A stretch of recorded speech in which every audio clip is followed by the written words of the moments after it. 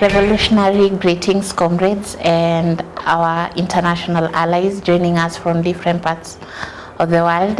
My name is Ajiambo Ashlin, a member of the Communist Party of Kenya, currently serving as the Secretary of Ideology and International Affairs.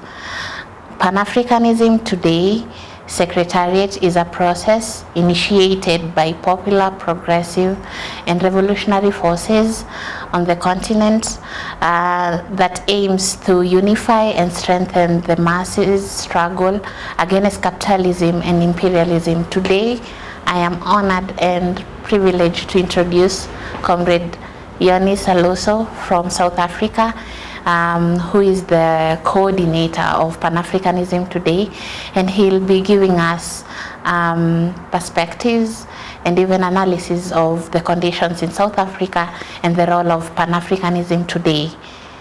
Yeah, welcome, comrade. Thank you very much, and hello to you and your viewers.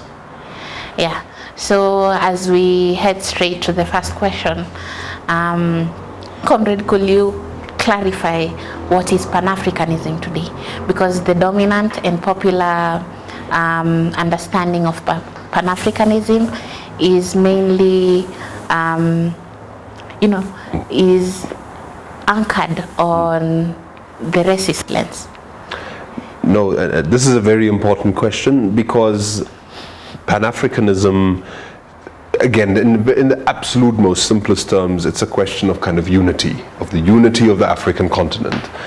But in our case, that is not a precise enough definition, because it's important to clarify who exactly are we interested in unifying and to what ends. So for example, I mean, I'm sure here you have this in Kenya, I've seen this in South Africa, many African countries have this, where you find that there's a Pan-African bank, or there's a Pan-African hair salon, a Pan-African this. And in those cases, this is really just a marketing tool. It's about saying that you should be giving us your money because we are the custodians of the interests of the African continent or whatever. And this is not the kind of Pan-Africanism we are interested in. Similarly, there's a historic challenge where Pan-Africanism has often been simplified in racial terms. In other words, it's about black people of the African continent, in some cases black people of the world. Now there's some element of truth to this. Black African people, dark racism has been a constitutive part of the exploitation and oppression of people all over the world. So I don't want to completely denounce that, but that is also not precise enough, because within the black population of the world, there are people who survive by oppressing and exploiting others, and there are black people who are oppressed and exploited, much like there are lighter skinned and white people who are exploiters and oppressors, and ones that are not. So our understanding of what do we mean by Pan-Africanism, it absolutely has to do with the unity of the African continent. But it is not abstract unity. It is unity built on the relationships, the solidarity between the working people of the continent. And it's about saying that the continent, its wealth, needs to not just belong to, but must benefit the people of the African continent, who are the majority. I mean, Africa continues to simultaneously be the poorest and richest continent. We have the most resources on the planet, but also have the highest level of hunger and poverty and suffering and so forth. So our conception of Pan-Africanism is that it has to be in some ways revolutionary. It is about fundamentally changing the conditions that have led to Africa being at the bottom of the food chain. And therefore the revolution is about taking Africa out of that position it has occupied. In many ways, I mean, yesterday was the 20th of August. On the 20th of August, 1619, 405 years ago, is when the first group of enslaved African people arrived in Jamestown in the US. So we are talking about a 400-year period that has systematically underdeveloped and impoverished the African continent in order for a very small group of the world's population to benefit. So our understanding is to say that that needs to fundamentally change, and therefore this is a revolutionary Pan-Africanism. It's about fundamental change.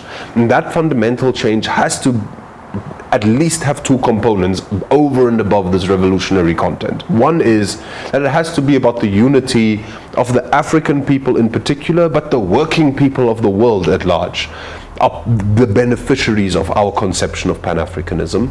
But that unity has to be about the beneficiation of the wealth of the continent and bringing dignity to people. In other words, it's a kind of the most obvious first step on the path towards not only the unification of Africa, but also it being a socialist process, a process that brings dignity, a process that shares in the wealth, rather than having a small group appropriating it for their benefit. So that's, in a nutshell, what we mean when we are talking about Pan-Africanism in this context. Yeah, and I am happy you're talking about united people under the software of scientific socialism, which simply summarizes it all. Absolutely. And talking about dignity, you'll get that, the left on the continent is relatively weak. And history teaches us that, uniting the left is something that has been achieved.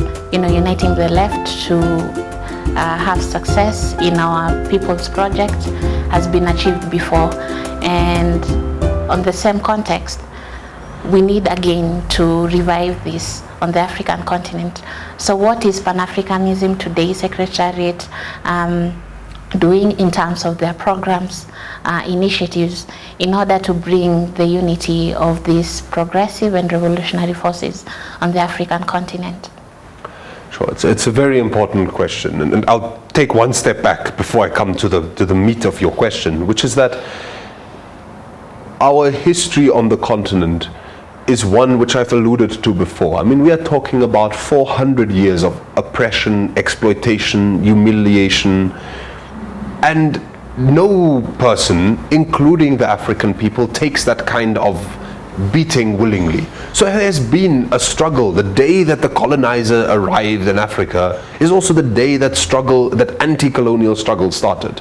The day the capitalist arrived is also the day that anti-capitalist struggle started. So this has been the case all along. And that struggle there's this kind of push and pull. There's an attempt by a very small group of people on the planet to try and exploit and oppress the working class, the working people in general, but particularly the African continent historically. But there's also resistance to that. And that resistance has borne some fruit. I mean, if you look at this kind of struggle for national liberation, to have sovereignty, to have some peace, to have independence, to have the ability to decide what you want to do in your own country. This is an important struggle, and it has made certain gains. I mean, this wave in the 1960s, where the national liberation movements in many of the African countries were able to lead to independence, countries that have their own flags, their own anthems. Now, you and I know that hasn't been complete independence. They still continue to be suppressed by IMF and all kinds of institutions that I'm sure our friends in Kenya are very familiar with. But this kind of national liberation struggle, whether it is in the 1960s, 1970s, you saw the Lusophone part of the continent get some level of independence, and then countries like the one that I am from, South Africa, was very late. Zimbabwe was in 1980, South Africa was only in 1994. And I mean, we can have a debate about whether really every African country has had that first step towards national liberation. But the important point of this story is that in Africa, that struggle for national liberation remains incomplete. And I would say that there's no country that is an exception to that statement. In other words, all of the countries that we have on this continent are still in the process. They might have taken one step, they might have taken two steps, but they've not completed the journey towards the end point, which is genuine national liberation. Now, the point about what is the role of the unifying of the left, and I think here it's important to distinguish. There's really one dividing line on the continent. On the one side of that are those who benefit from maintaining an exploitative and oppressive status quo. We can call them capitalists, we can call them the comprador class, we can call them the imperialists, we can call them the enemy. There's many words people use, but there's a line in the sand, and on the one hand of that, on one side of that line is the enemy camp. They are the enemy of the people, and on the other side is the people's camp. The people who are working, they are producing wealth, they are doing, they are the backbone of society, but continue to live in squalor and continue to not be able to do simple things like send their children to a decent school, have food, guaranteed food, have basic decencies such as flushing water, electricity, etc. Many people in our continent live in darkness, but the Congo Basin has enough hydroelectric capacity to illuminate it. And anyway, I won't go into too much details, but this is the challenge we have. So there's a need to unify the people's camp. And the left, in a broad sense, ought to be on that people's camp. So what we need is the ability to say, regardless of who you are. Now, the reason I am tiptoeing around the left is that is a very loose and broad term. I mean, an individual with a laptop that is tweeting some progressive ideas is on the left. Yeah. But that's not the same as an organization of the masses with hundreds of thousands of members, with a kind of democratic structure, with the ability to actually affect history. So, I'm not dismissing the person who is an activist as an individual, but I think the task primarily from a PAT point of view, from our point of view, has been that we need to, you mentioned this in your introduction, unify and strengthen. These are the two pillars, but unify and strengthen the people's camp, the organizations that they build. Now, coming to the precise part of your question, it's not actually that easy, because how does that get constituted? Africa is diverse in terms of language, of religion, of culture, of even organizations. I mean, it's not that simple. What is the relationship between someone who decides to join a communist party or a peasant organization and someone who joins a social movement or a trade union, etc.? So one of the things that we have been prioritizing is to say what unites us is a common experience, even though we've been colonized by different people and so forth. This overarching challenge of a legacy of colonialism, the legacy of neocolonialism, the legacy of capitalism which does not want our countries and our people to benefit from scientific advancements of humanity. I mean, there's no reason why we don't have electricity and flushing toilets. This is not a scientific problem. The technology is there. It's a political problem because these are being prevented from being built and used and made available to people as a social good rather than a commodity. So one thing that we've kind of been saying is that we have that in common, but we also have in common the need to kind of consolidate our efforts. And because of, and maybe we'll have a chance to elaborate on this later, because of the way in which this exploitative capitalist system operates now that it is in its imperialist stage, means that borders and distinctions have in many ways been eroded by capitalism. Capitalism doesn't really care whether it is exploiting you on this side or on that side of a border that was drawn up in a Berlin conference in 1884. Capitalism exploits, full stop. It doesn't exploit in bits and pieces. And therefore, we have this common condition and a common enemy. And our task has been to do things like running educational sessions where it's not necessarily us only educating people, but also creating platforms where this diversity of the continent can learn from one another in a context of a broadly common history, a common enemy, and a common objective of revolutionary Pan-Africanism that finally sees to its conclusion the process that was initiated the day that colonialism started, which is the process of national liberation, the process of freedom for our people, and the process of being able to determine what kind of future we want for ourselves, for our children, and for our countries. Okay. Speaking of how capitalism intends to create its own image in different countries, it doesn't care whether it's Africa, South America, or even in Asia. And the kind of capitalism or imperialism experienced in Africa comes in the version of neoliberalism. And you'll get that a number of governments right now in the continent, are the puppets to the Western imperialism. And when you look at most of them, they're moving towards what they term as the government of national unity. So what's your evaluation of this kind of national unity, or what in Kenya we call the broad-based government? Drawing similarities maybe from South Africa and different countries that have such schemes. I mean, it's fascinating, because I left 48 hours ago a country that has this thing called a government of national unity. I'll come back to whether it really is that or not, and landed yesterday in Kenya, in a country that also has, it's called a broad-based government. Similar concept, because here, and what do they have in common, and where do they come from? Because in both cases you had a single party that more or less was able to run the show, the ANC in South Africa, William Ruto's government in Kenya, and they faced a crisis of legitimacy, whether in the form of the Gen Z protests that were effectively saying, I mean, these protests we can debate, but really this was a protest of patriotism. It was telling the government, you cannot tax us for A, your failures, but B, for the benefit of an institution that we cannot eat, the IMF. We are sitting here in hunger and we must be taxed to pay for something we cannot eat. This is a very rational demand that the Kenyan people in general, the youth in particular, was making.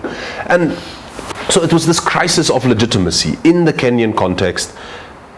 The ruling government was not able to explain to people why they should sacrifice the food on their table to pay for neoliberalism. This was the kind of case here. But South Africa is no different. I mean, again, perhaps people are not familiar. On the 29th of May, South Africa went into an election. In that election, the ANC-led alliance lost its majority in government. It was, again, I might be slightly off with the statistics, but it was something like they had 57% of the votes in the previous elections, and now they had 40% of the votes. It was a 17% decline in their portion of the votes. Now, we can debate exactly the details of what happened, but the bottom line is that in the South African context, it's not that the ANC lost votes, it's that people consciously voted them out of power. After 30 years of running the government, they no longer had the legitimacy. They no longer inspired the confidence of the South African people that this is going to be the instrument that brings the dreams of 1994, of the end of apartheid, to fruition. So in both cases, there's this crisis of legitimacy that initiates these coalitions. And then there is the challenge of what is to come. And really this is about, the country is at a crossroads. Do you self-correct? Do you say, okay, we do need to deal with the problems of youth unemployment in Kenya, and I'm sorry, IMF, we're going to have to renegotiate whatever we need to do in order for us to prioritize the creation of a realistic national project in Kenya that is going to change the conditions where 67% of the youth are unemployed. Similarly, in South Africa, you are at a crossroads. Are you going to listen to the message you are given, which says that the failure to advance any kind of revolutionary program or project for the country, where in our case it's 74% of youth that's unemployed in South Africa. Are you going to do something about that? Or are you going to try and plaster over the problems? And what we found in both cases is a kind of this coalition. But it's really dangerous to call it broad-based government or national unity, because, as I've just explained, these are the projects of the isolation of these political groups. in this case, so really what we are dealing with in Kenya is an alliance, a cross-party alliance. This is the opposition, all groups are coming in, are being brought in together, and what is the purpose? Maintaining the very status quo that led to the crisis. And South Africa has the same problem. The GNU, the Government of National Unity, it sounds really nice, but the reason it needed to form was because in the South African context, a crisis of political legitimacy emerged, and it emerged because the status quo was unsustainable to most voters, and the solution that unfortunately was opted for was this creation of a government of national unity, which is about, and I mean in our case this was the language that was used, we need to protect stability. It's about prioritizing, we need stability. But this so-called stability is debilitating for most people. So this is some of the parallels, because really what both of these GNUs, the Kenyan and the South African one, have in common is that they are the product of an inability to inspire confidence among the masses of the people that this particular tool is going to deliver something to the people. And I think it raises really two questions. One is we need to be a bit more conscious of not just the national side of this, but also the international side of it. Because in the South African and Kenyan context, I mean, neither country really can claim that I said earlier, in this kind of struggle for national liberation, if it's a 100-kilometer journey, some countries have gone 50 kilometers, some have gone 40 kilometers, and some have gone 10 kilometers on that journey. And both South Africa and Kenya have not gone initially, in that initial breakthrough, didn't go as far as some other African countries. So this is one component that we need to bear in mind, that the role of the imperialist agenda has been particularly strong in both countries. And in some ways, the national liberation process was kind of thwarted from the beginning. The second component, though, is that it raises the question of what is the future? What can we expect in countries like this? And here, again, it's never too late for William Ruto to say, you know what, I'm not going to just say I listen to my people, I'm genuinely going to listen to them, and I'm going to become a patriot. I'm going to take the interests of my country and prioritize them over the interests of an IMF. Sankara made a speech at the OAU in 1987 where he was saying, if we repay the debt, we go hungry. If we don't repay the debt, it's not an equivalent. It's not like the IMF will die of starvation because Kenya doesn't repay something. But Kenyans will die of starvation if they do. So this is an equivalency that's incorrect. You're prioritizing the lives of people, and you're deprioritizing them over the optics of debt settlement. But besides this, the question in the South African context is also, can we develop a patriotic project? A project that says to the imperialist forces and to the internal groups that are in the enemy camp, that we are going to do what Niger did. We're going to say that if you want our uranium, you cannot pay us colonial prices for it. And this push towards patriotism is ultimately the answer to the question, at least the first answer or provisional answer to the question of what is to be done. And really these GNUs and broad-based governments are ultimately going to have to make a decision. Are they going to genuinely listen to the people that sent them a clear message? Or are they going to think that my friendship with this neoliberal world, which we can talk about, which is losing some of its hegemony, which of these sides are they going to go down? And we have the same choice to make. And I think in our case, the people have been very clear. The Kenyan people, the South African people, and the African people have been clear that the time where we are willing to tolerate the kind of humiliation that comes with both colonialism and neocolonialism is over.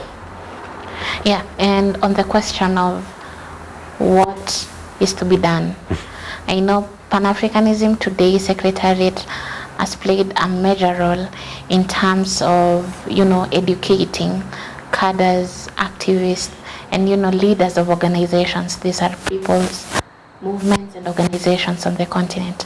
So what is the dialectical relationship between this popular education and the kind of popular struggles, or let me call them popular initiatives by the people? Perfect. I mean, again, I've alluded to this a few times. Resistance, it's a rational response to oppression, and it takes different forms, but people fight back in different ways and at different times. And this is when you cut off water supply to a community, it's not going to take very long for the community to say, where's our water? This is a straightforward point. So what's the role then of political education? Because the role of political education has to be to say that, well, what's the connection between the problem of water being cut off to the community and other challenges that we are confronted by? I mean, this is many of our societies. We struggle. There's unemployment, there's poverty, there's gender-based violence. I mean, there's a long list of social ills that our societies are confronted by. And there are people that are fighting against that.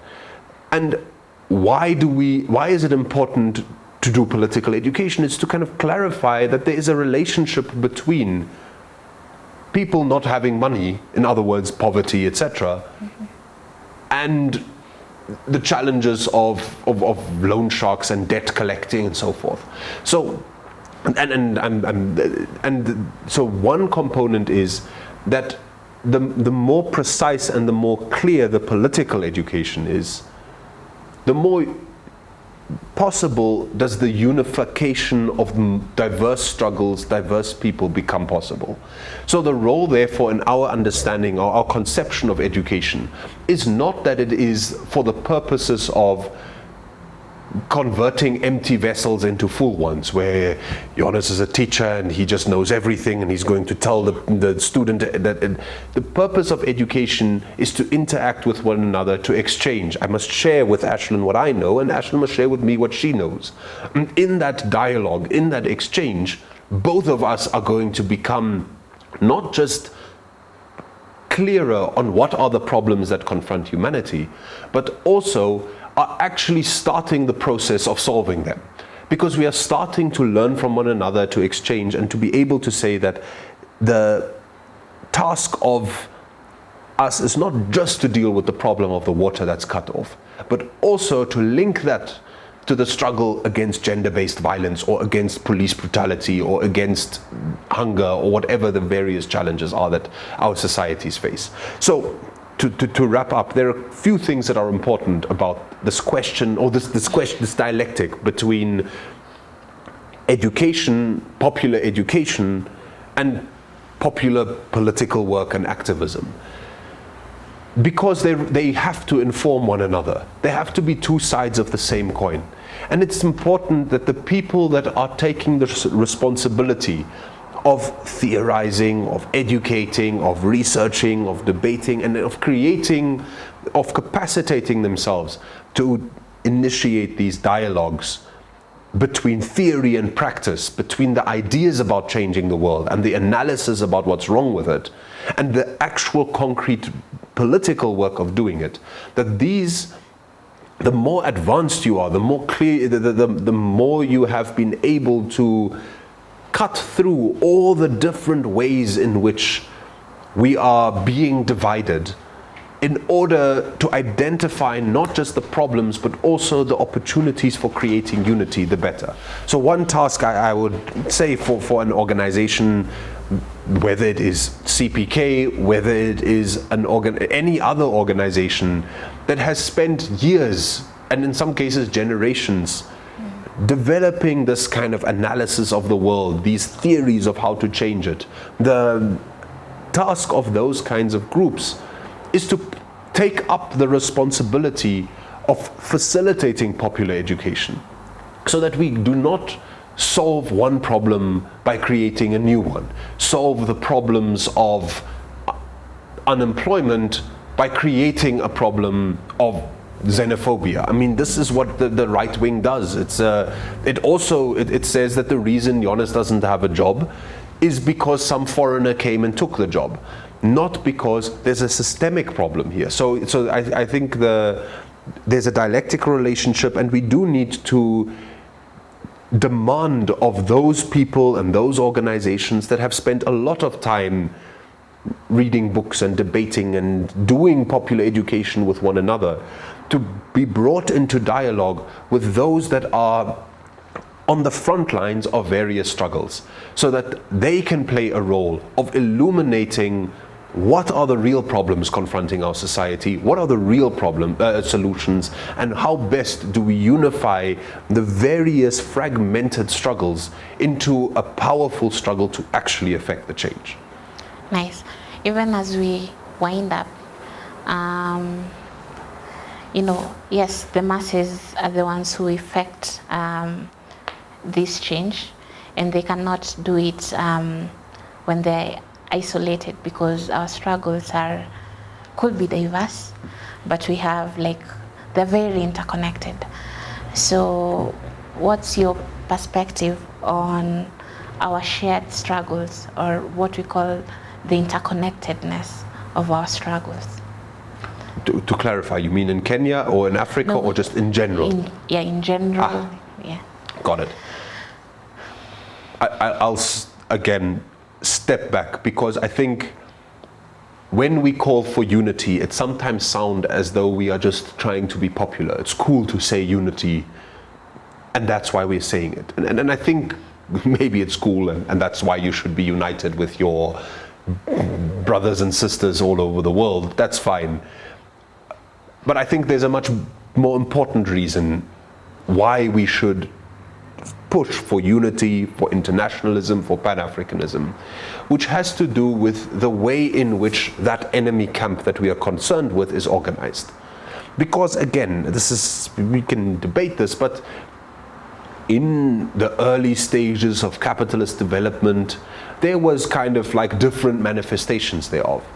But at some point, they ate one another up, and only 3 or 4 big real capitalist institutions remain standing. And you ended up with what some people have called this kind of shift from early capitalism to imperialism, the kind of monopoly stage of capitalism, where a few big conglomerates are able to merge. I won't get into the details, but take the economic power, the influence over the instruments of political power, which is the state, etc., and go and colonize the world and carve it up between them and so forth. And I would say that especially in the last 10 to 15 years, even that has become sharper. If you really pay close attention to the way in which the capitalist mode of production has developed on the planet, what we called the imperialists 100 years ago, when people like Lenin were writing about it, you had German imperialism, you had French imperialism, you had British imperialism, but once more, these have all been swallowed up by US imperialism. The German people 1 winter ago tripled their gas prices against their own interests, because they were instructed to sanction Russia in line with what the US was doing. So there's this kind of when we talk about the enemy, it was fragmented and different, but it has come to become almost one unified enemy. And in a case like that, when we are effectively saying that if you trace back the various forms of oppression and exploitation that confront the people, not just of Kenya or the African continent, but the world, and that really the biggest enemy then is this US-led imperialist empire, if that's where the world has come to, then what we really are saying is that there's a common enemy. And therefore it doesn't really matter whether you are sitting in Kenya or in South Africa or in Tunisia or in Ghana or in the Congo, because ultimately you have the same enemy. And if ultimately you have the same enemy, the unity between us, the principle that we need to join forces, to defeat that enemy, to stand in solidarity with one another, to take the opportunities to make breakthroughs wherever they present themselves, almost becomes the logical conclusion. So the reason for unity, the reason for saying that despite all of the differences we have, why we should be willing to come together and develop our common assessment of what the challenges are that confront our people, and to then organize ourselves not in little isolated groups, but as a common force that is able to say to everyone, the people who will benefit from it and the people who won't, that we are no longer going to accept that the drudgery that is caused by capitalism must continue to affect the vast majority of the people on this planet. And the time has come to say that we need to have dignity for our people. And this is, I think, the reason to unite, is because our struggle to have dignity for our people is not going to succeed when we have this kind of popcorn approach to whatever happens whenever it happens. Is when we have to have a level of solidarity with one another, a level of unity among one another's struggles, a level of sympathy for what we are trying to achieve, and ultimately a level of coordination to be able to say we are all working towards the same goal, so let's see how we rely on one another's strengths in order to achieve that. Viva Comrade. Viva. So comrades and our viewers, we are happy, and I hope you've learned that, you know, our struggles are interconnected, and internationalism and solidarity is important to our national struggles. So that is, it's me, Ajambo Ashlin, and Comrade Jonis Alasow, the coordinator of Pan-Africanism Today Secretariat. Thank you so much.